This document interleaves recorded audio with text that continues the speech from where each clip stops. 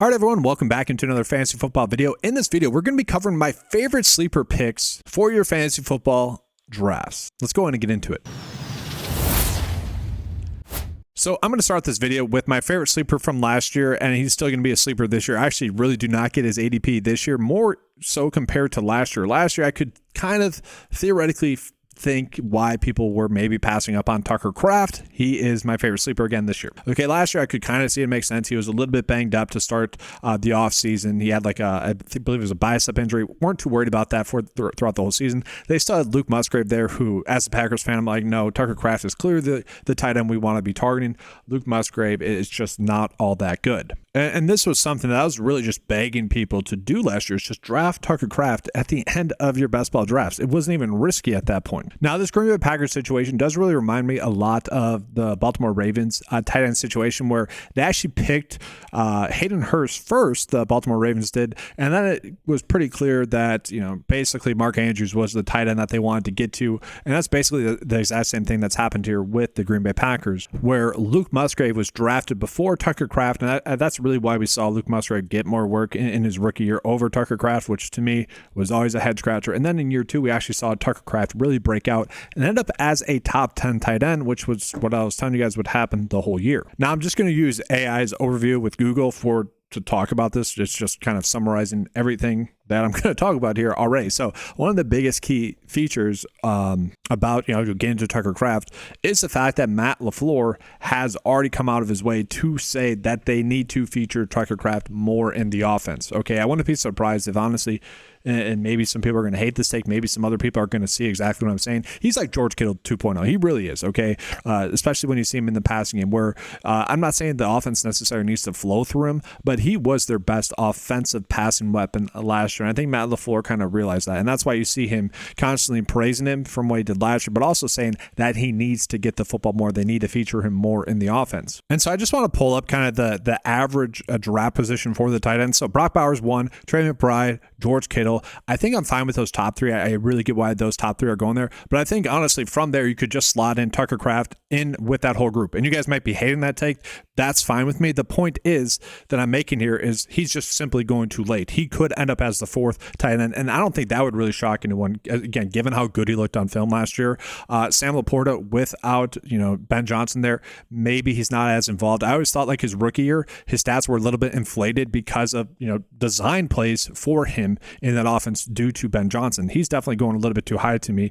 TJ Hawkinson really looked washed last year. He was actually probably one of my worst drafted players last year. And maybe that's just a thing where he's going to be fine to go this season. Maybe he was just playing through an injury last year as well, but he looked terrible last year. He really did. He's definitely, currently going overdrafted.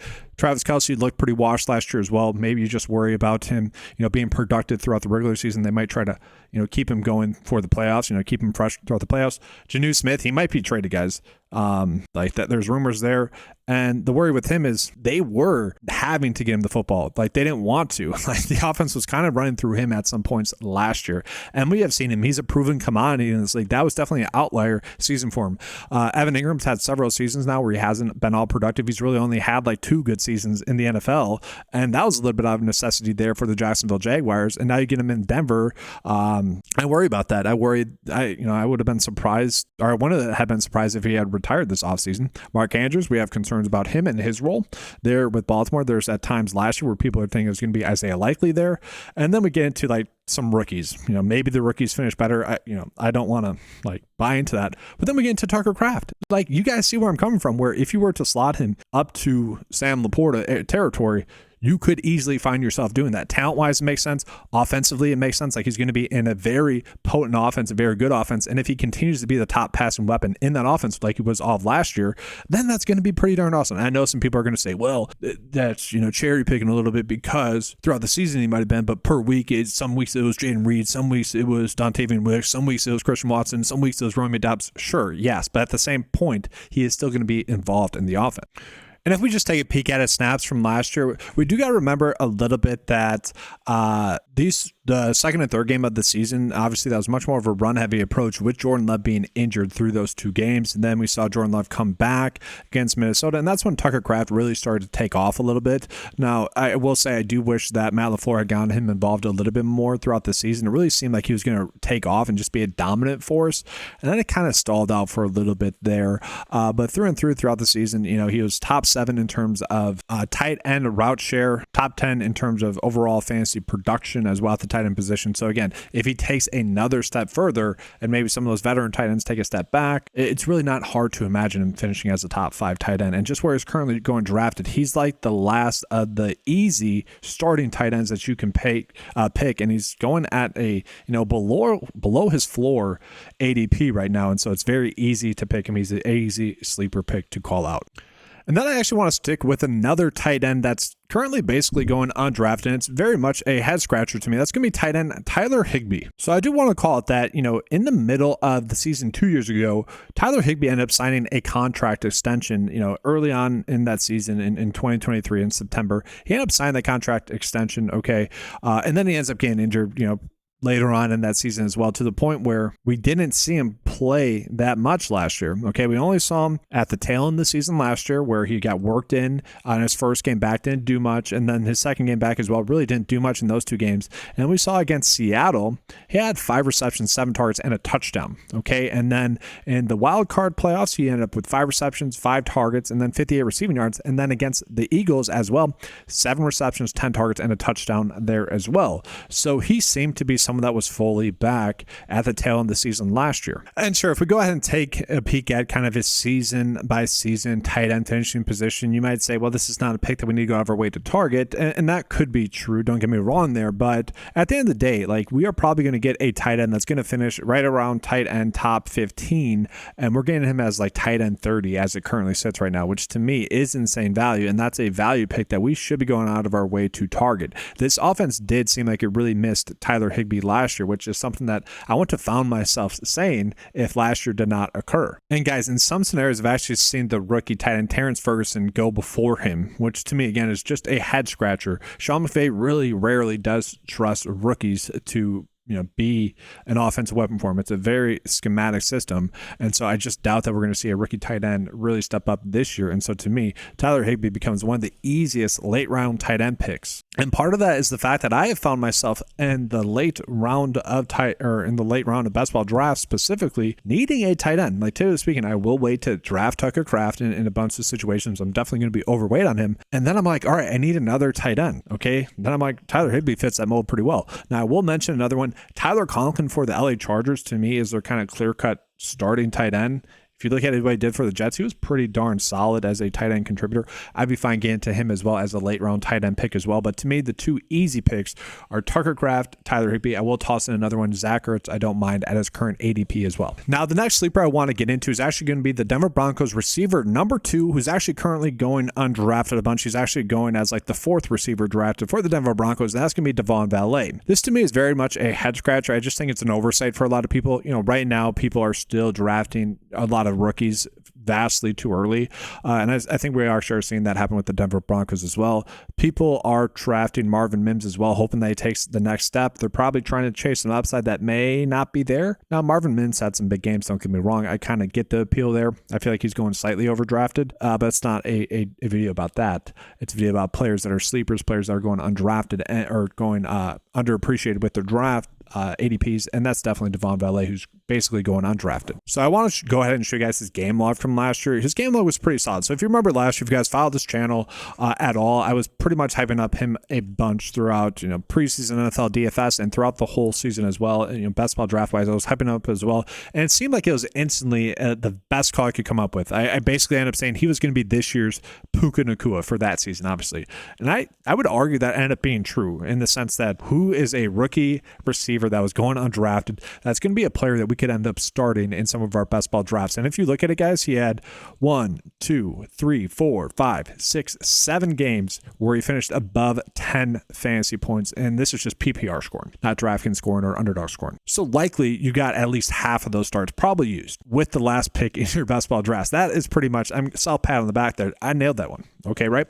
And I think we're nailing it again this year. This one's a strange one. It's very rare that you see someone get hyped up throughout the whole offseason last year after they picked him, throughout training camp, throughout preseason. He was the player that was getting all the hype for the Denver Broncos, instantly came out, had an awesome game, and I think it's due to this 3-week stretch where he was a healthy DNP. Apparently, he actually might have been more banged up. We never really got clarity on that situation because then he instantly came back and played 34 snaps. Now, you could argue that's just due to Sean Payton and maybe how he's trying to scheme up for that game. But if we look at the reports that are coming out for Devon Valet this offseason, so some of the news that's been coming out from just camp thus far is that he has more muscle mass, and honestly, it looks pretty smooth just in this one clip alone here.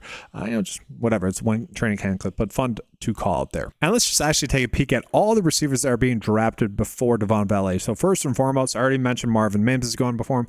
Obviously, Courtland Sutton is going to be drafted before him as well, but you also see Troy Franklin mixed in there as well, who, was just overdrafted, I think, last year, a little bit overhyped last year. He never really saw it on film with him last year as well, where if you look at Devon Valet, you did see it. He was actually pretty darn good.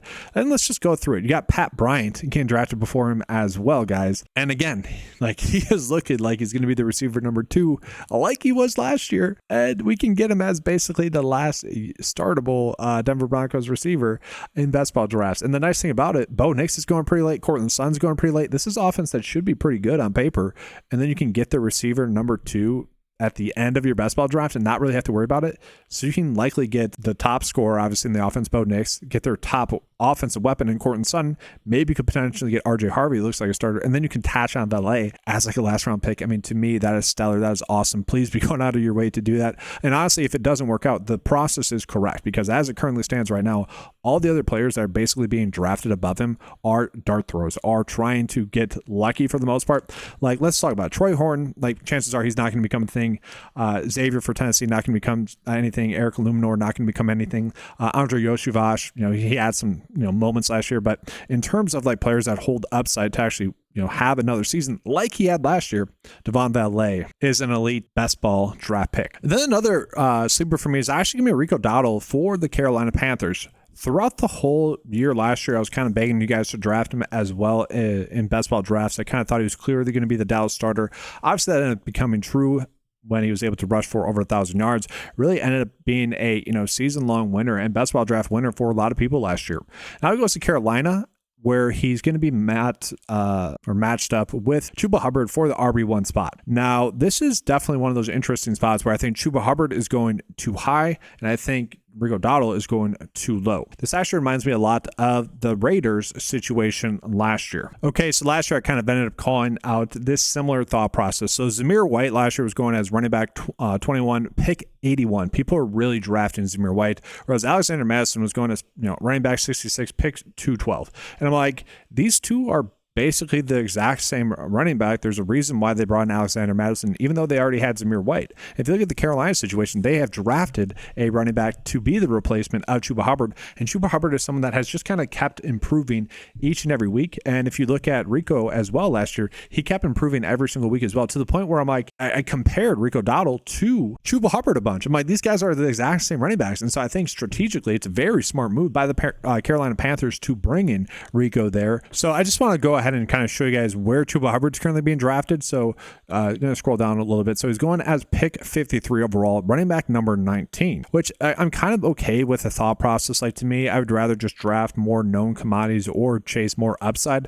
Like, I think Junkins is a player that I like upside wise. RG Harvey is a player that I like upside. DeAndre Swift, Najee Harris, James Conner, they're kind of known commodities. I think we're going to get solid years out of them as well. But if we go down to where Rico Dowdle is currently being drafted, pick 156 on average. This is for on Fantasy Pros, looking at underdog best ball drafts, just as an FY, running back 51. And so I'm just saying that these two players should be much closer together. I do see this being more of a 50-50 split. Chuba Hubbard's definitely going to be the player that ends up getting, the first chance at really taking over the running back role, but I really don't see it being a situation in which it's one or the other. I think it's going to be a two-headed monster here. And so the fact that we can get the running back, that's probably just as good talent-wise much later, I'm much more inclined to do that there. And I think he makes for a great sleeper. In terms of like running backs that are getting drafted after him, I think he is like the breakoff point in terms of players that we can get starts out of drafting wise. Okay, because look at the running backs after him: Dobbins, Algier,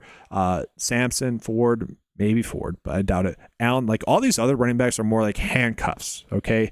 Whereas the players above, Austin Eckler, maybe Ray Davis has some standalone value. Trey Benson's more of a handcuff. White, more of a handcuff. But the point is, Rico does have some standalone value, even if Chuba Hubbard doesn't get injured. We're not drafting based off of injuries most of the time. And so the fact that we can get someone that's going to be a contributor, I'm happy to do that. Now, I do want to go ahead and get into some quarterback sleepers as well, just where they're currently being drafted, okay? So let's just talk about Joe Burrow. Actually, this is kind of a weird one, but Joe Burrow obviously really went off last year. The issue that I have with Joe Burrow in best ball drafts, and I think the reason why he's going later than Josh Allen, Lamar Jackson, Jaden Daniels, and in most cases, actually, like Jalen Hurts is pretty close to him as well. The reason why that's happened, I think, is because it's tough to stack him because Jamar Chase is going as pick 1. T. Higgins is going pretty early as well. So it's actually just harder to stack Joe Burrow, and I understand that. And so when I'm looking at some players actually like for sleepers, that's kind of what I'm thinking of. And actually, I know I already mentioned Tucker Kraft. I think Jordan Love, actually, where he's being drafted is pretty darn awesome. So we know that Jordan Love obviously sat out 2 games last year and played most of the season banged up, but it's not like he looked bad. And a lot of people might say he took a step back last year, and I would say they're just not watching the film. He looked actually much better last year. The issue last year for him was, 1, he was banged up a little bit, but 2, it's on the receivers. The receivers just kept making the stupid mistakes that you shouldn't be making in the NFL. Jaden Reed, Dontavian Wicks had the most drops in the NFL as well. And so if they improve, or if Matthew Golden is anything worthwhile, and Tucker Kraft does take that next step like I'm thinking, I think Jordan Love is currently being drafted at his floor. But the very nice thing about Jordan Love is this is an offense that we know should end up being a good offense. And I don't think anyone would doubt that this is going to be a good offense once again under Matt LaFleur. And the fact that you can get Tucker Kraft, who again I think is just going vastly too late, and that's a benefit for us.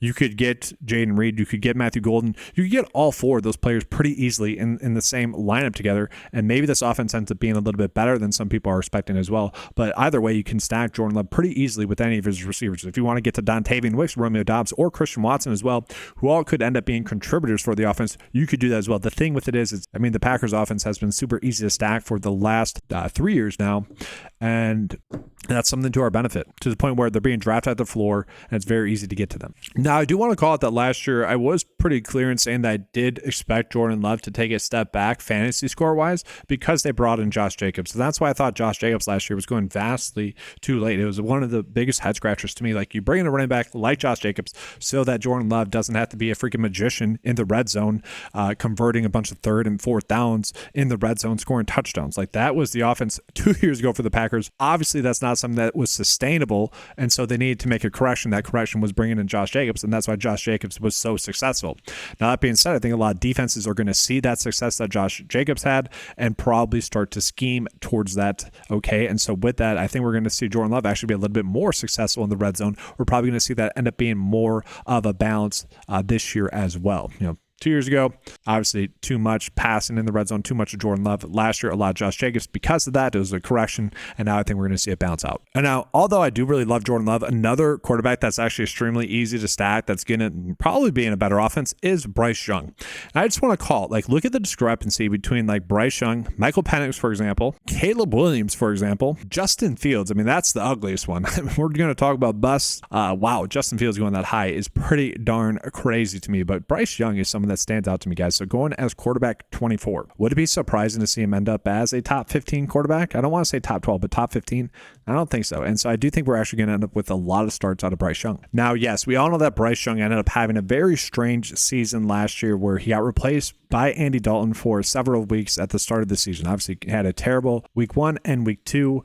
Didn't really get much better until the tail end of the season, where we obviously saw him go off 16.5 against KC, and then he goes for 23 against Tampa Bay. Philly, a tough defense, we know, 12.5, and then 12 against Dallas. Don't love that. But then Arizona, Tampa Bay, Atlanta really went off against them there as well. Now, I do want to call it that with Bryce Young. The offense has gotten better. Obviously, they have an offensive-minded head coach. That's always a good thing.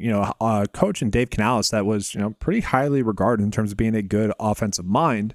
And now you stack on the fact that they got a, rookie receiver that was the best rookie receiver in the draft, other than Matthew Golden as a Packers fan. But that being said, obviously they like him. That should be an improvement. They invested in the receiver position a bunch. They like Jalen Coker. They obviously like Xavier Legette as well. Adam Thielen is still there. They got Sanders as a tight end. Tommy Trumbull is still there as well. They have invested in the offense. They brought in Rico Dowdle, who I already just mentioned. Like, they have invested into this offense.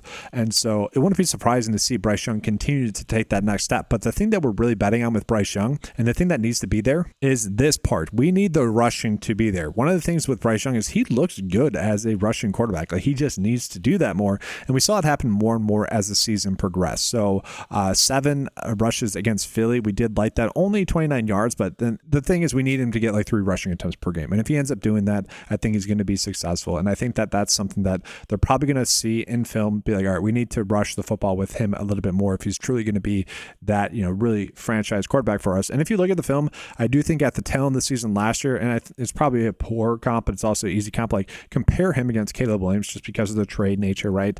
Would it be crazy to say like you would rather have Bryce Young than Caleb Williams right now based off how they look? Now, obviously Bryce Young is in his second season. Caleb Williams was in his rookie season, and we know how bad Bryce Young looked at the start of the season. And obviously Caleb Williams gets Ben Johnson. But the point I'm trying to make is, for the same reason that you'd be taking a risk on drafting someone like Caleb Williams as the 11th best quarterback, you would also be doing the same thing for Bryce Young. And then if you look at someone like Justin Fields, who is literally there for the Jets to be a bad quarterback, like they aren't trying to tank, guys. They are trying to get the first overall pick. That's the only reason you let Aaron Rodgers go and bring in Justin Fields, okay? You don't intentionally bring in a bad quarterback to try to win game, okay? I hate to tell it to you guys. I know people in the fantasy football community love him for whatever reason. I think do they play with him a lot in Madden? Like he has rushing upside. He doesn't rush all too much. He's not good. It's just strange. Like that's a bad pick. And so when you can get a safe pick in Bryce Young at 24, like just do that. They're giving us that as a safe pick. That being said, Aaron Rodgers, guys, going as quarterback 29. I know it's because he just signed with Pittsburgh, but like to me, that's a great value there as well. Like I know he started the season out pretty slow last year. It seemed like he was still coming back from his injury, but I just want to take a peek at his game log from last year. Okay, against San Francisco, just was a good team at the time. Tennessee, actually a decent defense. Like he did start out the season pretty slow. We know that. Okay, it was pretty unfortunate for him that he had that London game where he had to travel as well. Being a Packers fan, I've followed him a long time. He is terrible in games where he has to travel. And I think that actually led to him not only being bad that game, but also against Buffalo. But let's just look past that. Okay, guys, if we just look at the tail in the season when it did look like he was back, let's just put it that way, he was pretty darn productive. Okay, I think a lot of people don't realize that Garrett Wilson is a little bit overrated. Breece Hall is a little bit overrated. Maybe that's just due to like the New York bias, if you will, where there's just more people in that area. So kind of like what happens with the Lakers, where like anytime there's a trade rumor in the NBA, people are saying it's the Lakers. It's just volume. It's just people, saying that. There's more people in LA. There's more people in New York, to the point where they just tend to hype up players like Breece Hall and Garrett Wilson because they're good players for their team, and they just tend to get a little bit more hype, I think, because of that, because more people are just saying it. That being said, if you watch the film on Aaron Rodgers at the tail of the season last year, where it did seem like he was back, he was back. He looked good. That being said, another year older, okay, maybe it doesn't take much for him to get banged up again. But if we can get Aaron Rodgers with DK Metcalf, which some people might not like, I actually think that's a good receiver for him. But if we can get him scoring 21, 17, 20, 18, 30, 17, 25 throughout the season, like if we could just get those results from him where he's currently being drafted, with the ability to stack DK Metcalf. Calvin Austin, for example, is another sleeper that you could easily stack with Aaron Rodgers. I don't really love Pat Freiermuth, but you could do that. Jalen Warren is actually someone where you can maybe get some touchdowns out of both of those two players. Obviously, some dump off passes from Aaron Rodgers to Jalen Warren. I actually don't mind that. I think this is a decent route to go. And just where he's currently being drafted, I think he's a great sleeper. If he was going higher, same thing with Bryce Young. If they're going higher than they were, I wouldn't call them out, but they're just being drafted a little bit too low right now. Well, way too low, I would say. And then one last sleeper, guys, and that's going to be a receiver, another Denver receiver. That's Courtland Sutton. I already mentioned a decent amount as to why, but I just want to call out a little bit more as well. So where he's currently being drafted, I think is basically his floor. So you see him, he's going to be drafted as receiver 23. He's currently going as pick 50. Okay, so it really just depends on how your draft goes. But there's been a bunch of times where I've went to like 3 running backs to start the draft. I'll maybe get to DJ Moore, who I also like as a good value. But like the tail end of like trustable starting receivers in the league that's going to give you a good start each and every week is Courtland Sutton. He's like the drop off point. Maybe you could argue DK Metcalf is in there as well. I'd be fine with that argument as well. But Courtland Sutton to me does offer a very nice floor and also a very good ceiling. And if we just go ahead and take a peek at his game log, guys, to me, that's what's the most encouraging, right? If you think about Sean Payton, you think about what he's done in the past where he's kind of had a go-to receiver in all of his offenses, Marquise Colston, you look at Michael Thomas, that's kind of been a consistent theme. And so Courtland Sutton has always had the talent. No one's ever doubted that. He's just never had the quarterback play to sustain his talent. 2 years ago, had an awesome season. Last year, he was able to follow up that pretty well. And just look at the consistent target share. That's really what I want to call it. 12, 11, 9, 6, 11, 10, 9, 8, 10, 9, 9, 6, 9, 7. Why do you think freaking Bo Nix got better as the season progressed? That's because he started to target Courtland Sutton a bunch more. Basically, from week 8 on, Courtland Sutton was the go-to guy, and Courtland Sutton really started to go off in those games. 17 points, 23, 19, 14, 29, 16, 12, 10, 16, 28. I mean, that is insane production. And so if Sean Payton and Bo Nix are better together, right? And if Bo Nix actually just takes the next step, Courtland Sutton's talent hasn't changed at all. It's still there. Like, he is super good, right? And at the very least, I think we're going to get a top 25 receiver out of him. I think chances are we're going to get a top 12, top 15 receiver out of him. I would argue he should be going in the 3rd round. There's times where I've been able to get him in the late 5th round. And so to me, that's very advantageous. And I just love the fact that we can also pair him up with Bo Nix, Devon Valet pretty easily. Now, guys, obviously it's fantasy football. There's going to be a bunch of sleepers I'll probably touch on throughout this whole offseason, but this is a very good starting point for people that are doing best ball drafts right now, because all of these players to me are going at their floor, and they are players that all present a pretty decent ceiling as well, especially compared to where they're being drafted. If you guys enjoyed this video, make sure to give a like to the video, subscribe to the channel as well. If you guys agreed with the take, let me know in the comment section below, being like, yeah, you nailed that. If you guys disagree, I really don't mind with that. Just leave a constructive comment in the comment section below as to why you might disagree. For example, some people are probably going to look at the stats for Garrett Wilson from last year and be like, I disagree with you. He's pretty talented. I think he covered up a lot of what Aaron Rodgers did last year. That's fine. Just leave a better argument than what I just presented there as well. That's going to do it for this video. Make sure to give a like and subscribe. And as always, let's keep cashing.